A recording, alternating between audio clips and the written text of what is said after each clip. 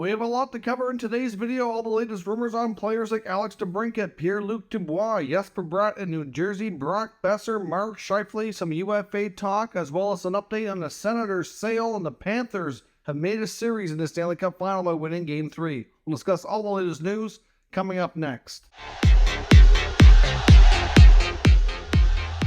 So welcome back to another video here at Top Shelf Hockey. As I mentioned, we have a lot to cover today. First, we want to quickly discuss Game 3 of the Stanley Cup Final that went down last night. The Florida Panthers on home ice picked up a big victory, 3-2 in overtime. Certainly was a very closely contested game. I thought Vegas, for the most part, for big sections of the game, was the better team. But in the end, the Florida Panthers found a way to get it tied up. And once it went to overtime, I had a feeling they were going to win. They've been undefeated in overtime so far in these playoffs. They're now 7-0.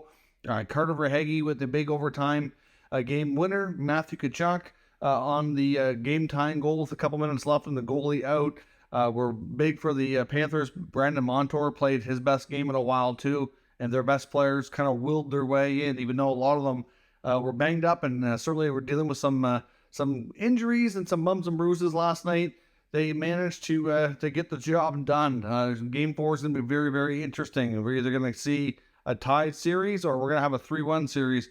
It's going to be a drastic swing no matter which way we go. So it should be interesting. On the Matthew Tkachuk story, though, certainly his playoff lore is kind of growing here. Obviously, another huge goal for the Panthers. But early in the first period, he took a huge hit from Kolzar, the Golden Knights, and he was knocked out of the game. When he got up, he was really wobbly.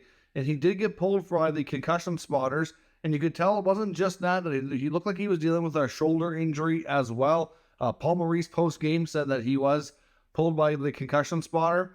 And he missed a significant period of time. He was gone for the rest of that first period. And when the team came out for the second, he was not out with them. He did come out probably, I want to say, I can't remember exactly. It was probably 3 or 4 minutes into the second period when he came out. So that's a lot of missed time. I mean, if you think about the actual minutes, like not just game clock, but actual real minutes to complete the rest of that first period, 18-minute intermission, and another few more minutes into the second period before he finally came out. You could tell he wasn't 100% either. You could tell, like, he looked like to me that he didn't have full strength and power in that arm, which is concerning moving forward. And if it was concussion related, obviously he would have passed the protocols to get back in, but even post game, you could tell he didn't look right. Like, to me, he looked like he's dealing with a lot of pain or something. So be curious to see how that affects him moving forward. I know he's a tough guy and nothing is going to take him out of this series. Like, some of these players are going to have to be practically almost dead before they're going to come out of the lineup because they're not going to want to miss the Stanley Cup Final for anything. And they'll find a way to keep playing if they're able to. But I do wonder if he's not 100% and how things go for him, if that will have an impact. But certainly he managed to pull through last night. But sometimes, after injuries have had time to settle, sometimes they get a little bit better and you feel better. And sometimes it gets worse. So we'll have to see where things go on that front. But it was certainly a great, fun, entertaining game last night. And I hope the same for Game 4 on Saturday night. We got a big update today on the Ottawa Senators sales situation. The news broke earlier from Bruce Garriock and the Ottawa Sun that one of the top bidders in the process, Steve Apostolopoulos, who was by many considered the front runner with a high bid at least, has removed himself from the process and is no longer bidding on the Senators. So I see a lot of people saying that the Senators' banking representatives and the board that's representing the Melnyk family to get the sale done or kind of messing things up. I'm not really sure that's entirely the case here. Hard to say what went wrong. There's lots of speculation about why this bid was pulled and why he's not proceeding anymore. But there has been some concerns over the bid, I guess. That much we do know. And the same thing is why, because he was bidding on the Washington Commanders in the NFL, which he eventually lost out to Josh Harris. And I guess there were some concerns with his bid there as well. So I don't know the whole story. But obviously that leaves us down to two main bidders. The third bidder, the Sparks Group, is still technically in the mix, although nobody that's reporting on it considers it to be a real serious bid. Apparently it's underfunded and very, very unlikely to get picked. The group led by Michael Andlauer and then the Kimmel family, both very much in the mix as well. Hard to say which one's kind of considered the front runner. I've heard some people say the Andlauer group is the front runner. I've heard some say the Kimmel group is the front runner. I'm not really sure what we can say, but this has been dragging on for quite some time. A lot of people are getting really tired and want this over with, but hopefully they get this done right, and hopefully him falling out of the process here is not a huge blow to the eventual sale price in new ownership here for the Ottawa Senators. A couple of notes regarding the Carolina Hurricanes. Defenseman Brett Pesce apparently has changed agencies. He's now represented by Jed Moldover, who's also the same agent for Austin Matthews. So he's changing agencies. I believe he's eligible for an extension this offseason. So obviously trying to negotiate some better contract and see if we can get a better deal than he thought he had before. I guess that's usually why they change agents. And youngster Jack Drury, who's been in a lot of time developing, you could say, and playing in the American Hockey League and having real good results and getting some opportunity in Carolina, apparently has requested a trade. It would like a trade to a team where you can have a bigger role and more consistent playing time and opportunity. So obviously that's not great for the Hurricanes if he's unhappy and wants out. He is a very promising young player.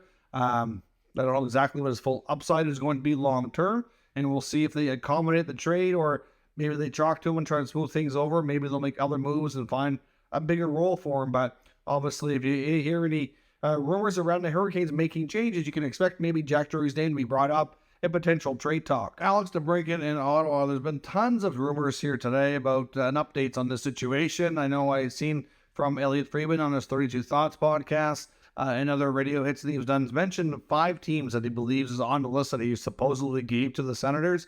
Those teams include the Detroit Red Wings, Florida Panthers, Vegas Golden Knights, Nashville Predators, and Dallas Stars. So we'll see. They're also saying that the Senators won't let any teams that he's interested in talk to him until they have a deal that they like, which makes sense. That's not unusual or uncommon at all. But then there was also another swerve in this situation, because as far as we know, and what we had heard in the last couple of days, was that DeBrincat wasn't that he wants an absolute trade from the Senators right now. He just doesn't want to sign long term.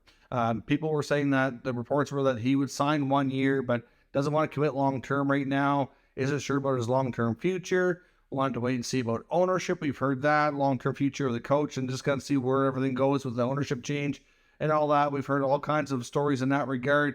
But then today we had an update from the Hockey News, and their writer Steve Warren, who says that he has sources, a close family friend, apparently, as I believe who the source was, saying that DeBrincat wants to stay and would prefer to sign and stay. He really likes the team, likes his teammates, likes the coach, and I guess they're saying the concern more so is that because the Senators have recently signed so many of the younger players, and that they have a large group and a core already locked up long term, that he has concerns over I guess how he fits into all that.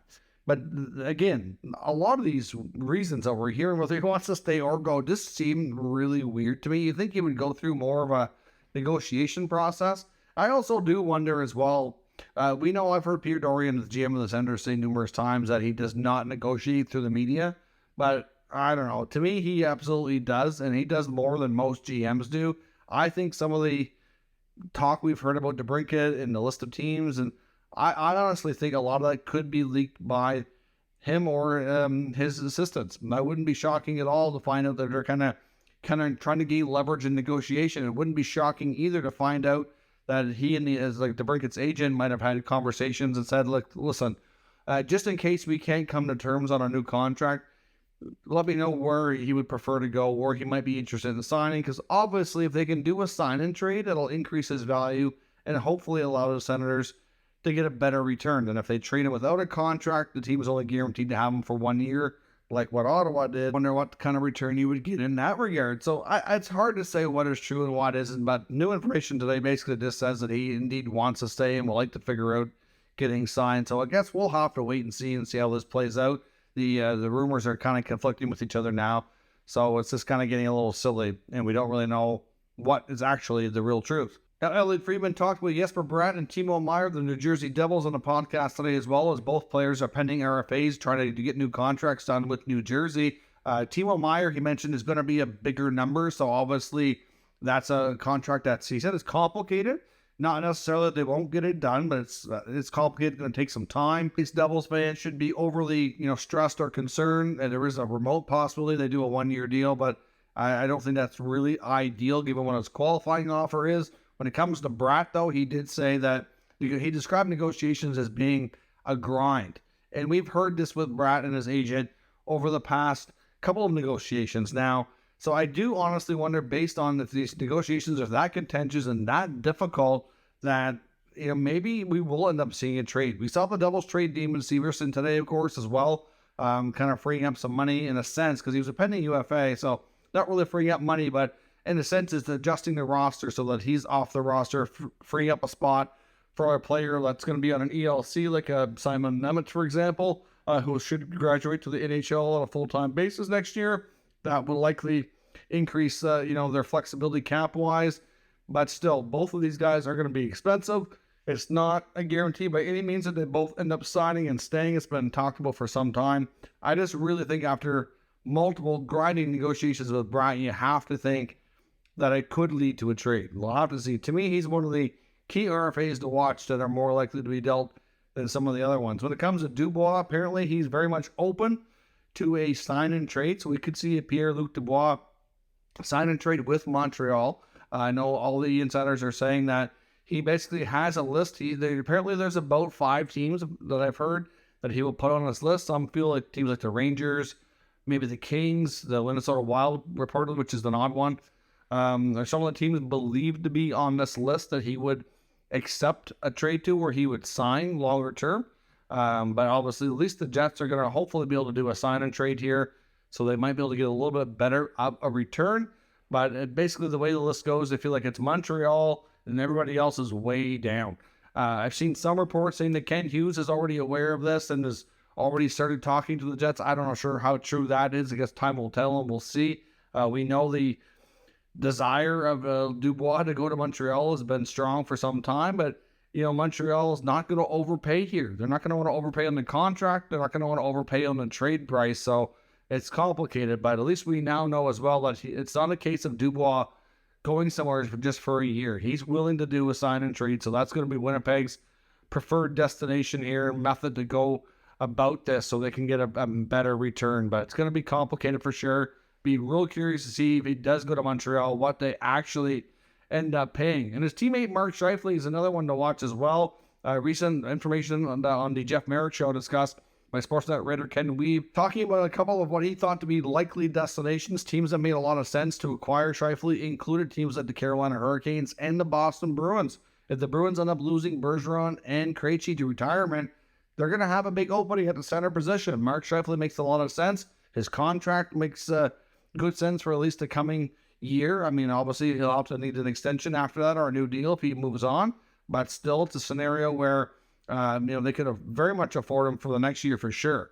Obviously the Bruins would have to figure out a trade package to satisfy the Winnipeg Jets. Would be a little bit complicated. I'm not sure what they would have to put in there. I would wonder if the Jets might contemplate a defenseman like a Brandon Carlo. I don't know if that's something that they could talk about, but obviously they're going to want something substantial for sure, given the fact that he can be a 30 to 40 goal centerman who's on a 1-year fairly cheap contract. So ultimately we'll see what the Jets do.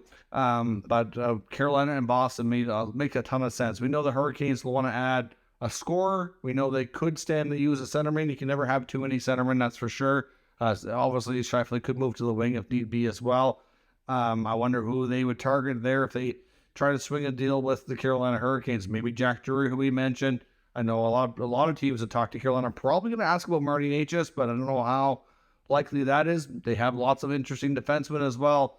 So we'll see if those two teams could hook up and if it makes a lot of sense. But we'll see if Scheifele and Dubois and others in Winnipeg could all be moved in a mass deal. We'll see what kind of change that team faces. And in Vancouver, it's apparently reported that Brock Boeser no longer wishes to be moved, and he made a point of talking to management, expressing his desire to stay.